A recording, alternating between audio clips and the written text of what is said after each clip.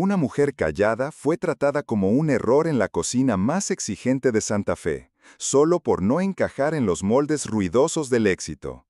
Derek, el jefe de línea, se burlaba de ella sin tregua, seguro de que el silencio era debilidad. Pero Maggie habló con sus manos, y su mole ancestral cambió el destino del restaurante. Escucha cómo, sin decir una palabra, conquistó el respeto de todos, y por qué esta historia termina con una justicia que arde lento, pero quema profundo. Aquella tarde de octubre, cuando el calor aún rebotaba contra el asfalto de Santa Fe y los ventiladores de techo apenas lograban mover el aire denso de la cocina, apareció Maggie Thompson. Nadie la esperaba. Nadie la conocía, y, definitivamente, nadie pensaba que ella encajara en un lugar como ese. Llevaba una mochila vieja al hombro, botas que habían visto demasiadas millas y una trenza que caía torcida sobre el hombro derecho. Su blusa estaba limpia, aunque desteñida por el tiempo. Lo que más llamaba la atención no era su ropa ni su voz suave, sino una pequeña cicatriz justo al lado del ojo izquierdo, como una marca que no contaba su historia, pero sugería que había una. Al entrar, el bullicio de la cocina no se detuvo. Fogones encendidos, comandas pegadas en fila, gritos cruzados entre cocineros. El ritmo era salvaje, preciso, como una orquesta sin director visible. Todos sabían qué hacer. Nadie perdía el tiempo. Hasta que la vieron. ¿Y esta?, susurró uno de los ayudantes mientras pelaba papas. ¿Se perdió? Derek, el jefe de línea, se secó las manos con un trapo manchado y la miró de arriba abajo como si analizara un trozo de carne dudoso. ¿Te puedo ayudar?, preguntó, sin intención de hacerlo realmente. Busco trabajo, dijo ella, sin levantar demasiado la voz. En cocina. Derek levantó una ceja. No respondió de inmediato, solo soltó una risa seca, casi para sí mismo, y miró alrededor buscando testigos. ¿Cocinar? Aquí no se viene a probar suerte, señora, aquí se sobrevive. Algunos rieron, otros solo la observaron como quien mira algo que no debería estar ahí, como una equivocación. Pero ella no se movió, no se encogió, no pidió disculpas. Se quedó en su sitio, derecha, firme, como si el calor, las miradas y la hostilidad no existieran. Y entonces habló, con una voz tan baja que todos tuvieron que callar para escuchar. No hablo mucho, señor, pero sé cocinar.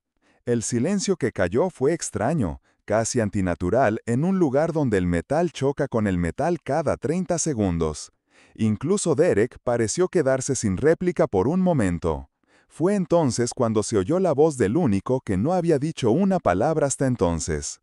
Desde el fondo de la cocina, entre vapores, ollas y el humo suave del chile recién tostado, el gran Apache alzó la vista.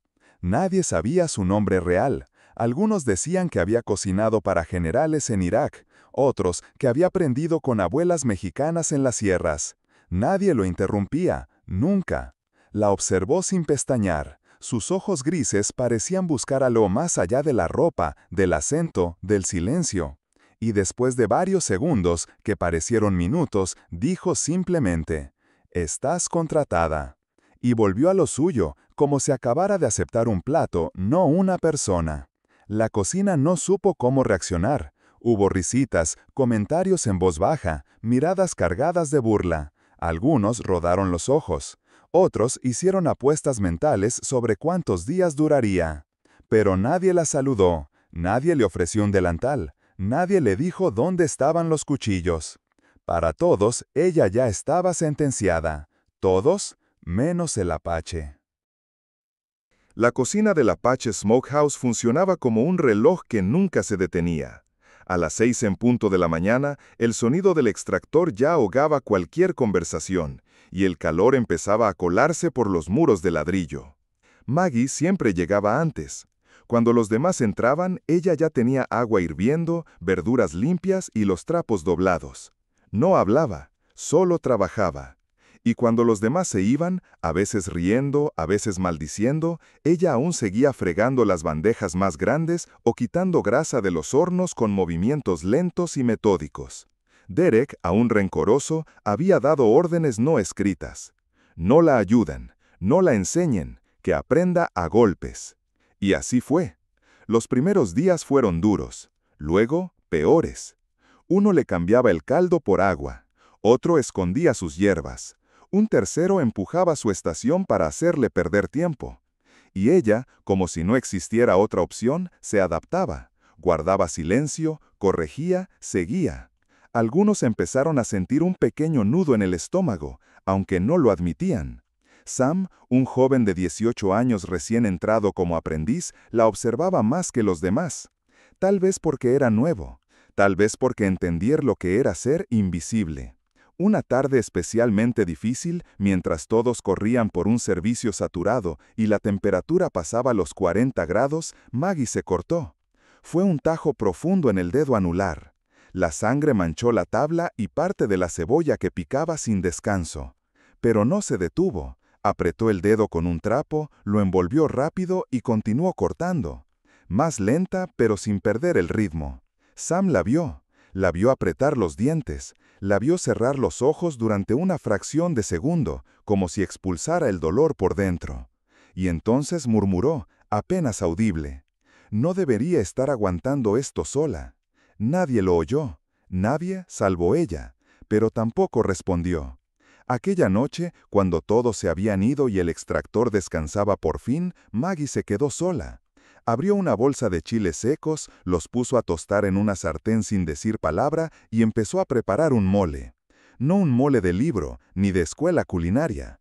Uno que venía de lejos, de generaciones calladas, de mujeres que cocinaban sin recetas pero con memoria. No sabía que alguien la observaba. Desde la penumbra de la oficina de cristal, el gran Apache la había visto encender la estufa, medir los tiempos sin reloj y triturar ingredientes con una piedra que había traído de casa, envuelta en tela. No la interrumpió, no se anunció. Solo apareció detrás de ella, en silencio, cuando ya estaba sirviendo el mole sobre un trozo de pollo dorado. Maggie se sobresaltó al verlo, pero no dijo nada.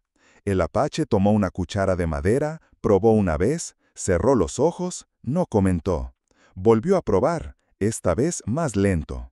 Luego, sin mirarla, dejó la cuchara en la mesa y se fue.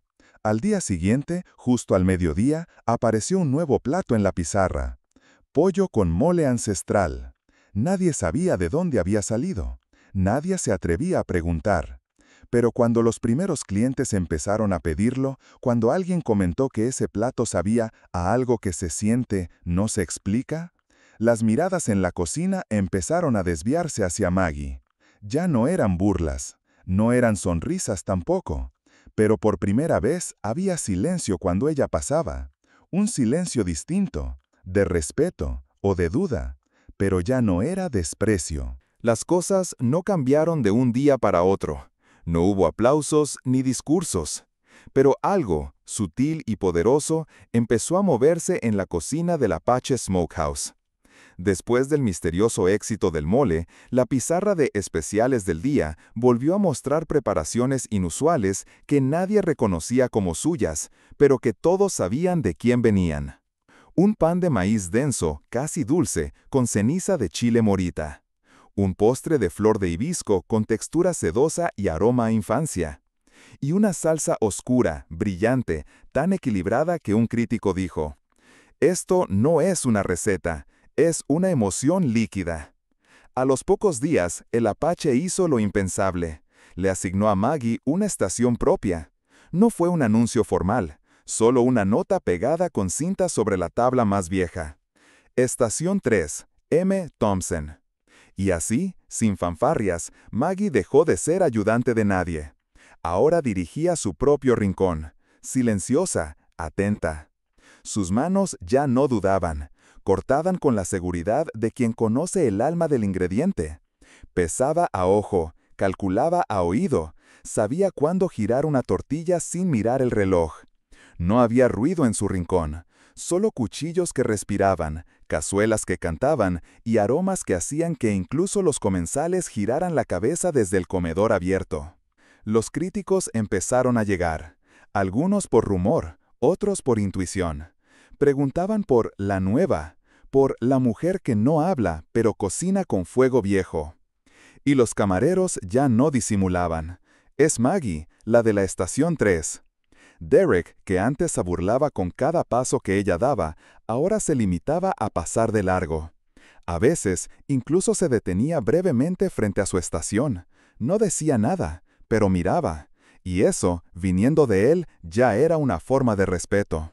Una tarde, un equipo de televisión local pidió entrevistar al Apache por el ascenso del restaurante.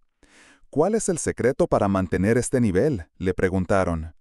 Él, como siempre, pensó antes de hablar, y luego, con voz serena, dijo: «El mejor cocinero no es el más ruidoso, es el que entiende el silencio del hambre». En la cocina, mientras todos escuchaban desde la televisión pequeña sobre la nevera, Maggie no levantó la vista. Siguió cortando chiles, revolviendo una salsa, ajustando la acidez con limón fresco. Pero el silencio que la rodeó después no fue vacío, fue lleno de miradas nuevas, de respeto no dicho, de una admiración que no necesitaba aplausos, solo bastaba ver cómo ella tocaba los ingredientes, como si los conociera desde siempre. La lluvia comenzó antes de que cayera la noche. No era una lluvia intensa, pero sí constante, con ese golpeteo fino que se cuela por las rendijas y cambia el ánimo de todos. En la cocina, el servicio se desarrollaba con precisión. Maggie trabajaba con la calma de quien sabe que cada plato lleva consigo una historia. Las comandas salían puntuales. Los sabores hablaban por ella. Fue entonces cuando llegaron. Trajes grises, zapatos caros, tabletas en mano. No saludaron a nadie más que al Apache. Eran inversores.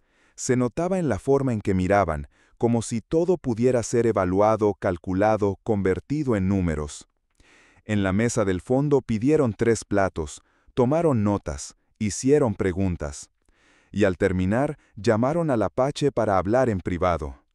Pero las paredes de la cocina eran finas, y algunas palabras lograron filtrarse hasta los oídos atentos. Esto tiene potencial para ser franquicia.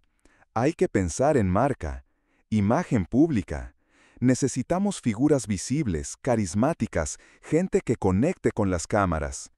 Uno de ellos hizo una pausa. Luego dijo, sin rodeos, con los ojos puestos en la pizarra de especialidades: «¿Ella?», señalando hacia la cocina, donde Maggie emplataba en silencio: «No encaja, no tiene presencia de marca».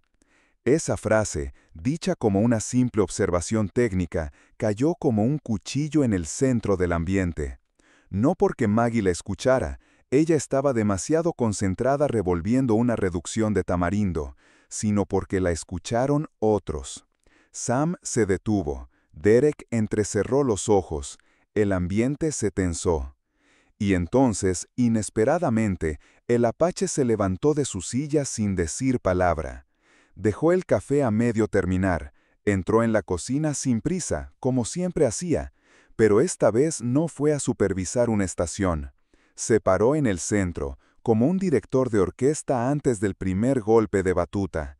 Miró a su equipo, a Maggie, a Sam, a Derek, y con voz firme, sin alzarla, dijo: «Si Maggie se va, yo también». Fue una frase sencilla, sin adornos, pero cargada de algo que ninguno había sentido en mucho tiempo: lealtad sin condiciones. Un silencio espeso llenó la cocina. Nadie se movió, nadie respiró fuerte. El vapor siguió saliendo de las ollas, pero el tiempo por un momento pareció detenerse. Y entonces el gesto más inesperado. Derek, sí, Derek, el mismo que meses atrás la ridiculizaba, dio un paso al frente. No miró a nadie, solo al Apache, y dijo: «Ella vale más que todos nosotros juntos». No fue un halago, fue una verdad, y todos lo sabían. Los inversores se marcharon poco después, bajo la misma lluvia con la que habían llegado. No hubo gritos, no hubo discusión. Simplemente entendieron que ese lugar no estaba en venta, no si el alma del fuego tenía rostro. Esa noche nadie lo celebró.